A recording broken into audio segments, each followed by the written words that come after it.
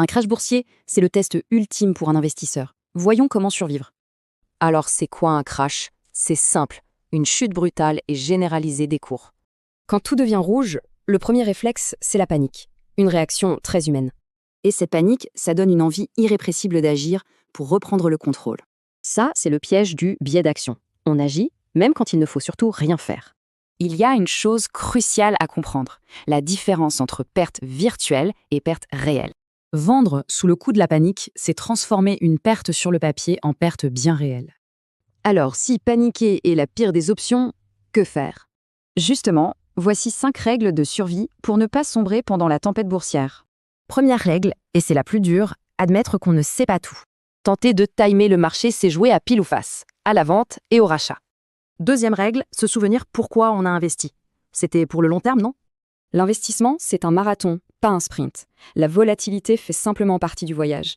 Règle numéro 3, un grand classique, ne pas mettre tous ses œufs dans le même panier. Actions, obligations, immobilier. Diversifier, c'est créer un amortisseur pour son portefeuille. Quatrième règle, avoir un matelas de sécurité. Le fameux fonds d'urgence. L'idéal, entre 3 et 6 mois de salaire, bien au chaud sur un compte sans risque. Ce fonds évite de devoir vendre ses actions au pire moment, et ça, c'est la clé. Et enfin, la 5e règle, peut-être la plus puissante, changer de perspective. Comme le dit Warren Buffett, un crash, ce ne sont rien d'autre que des soldes en bourse. Alors, crise ou opportunité? Le verre à moitié vide ou à moitié plein? Et si on doute encore, le meilleur des remèdes, c'est de regarder l'histoire.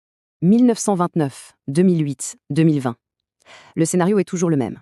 Après la chute, vient la reprise. La leçon est claire, les marchés finissent toujours par remonter. La patience paie. Finalement, dans le chaos d'un crash, le vrai courage, c'est peut-être de ne rien faire. Vinéon Finance. Mieux comprendre, mieux décider, mieux investir.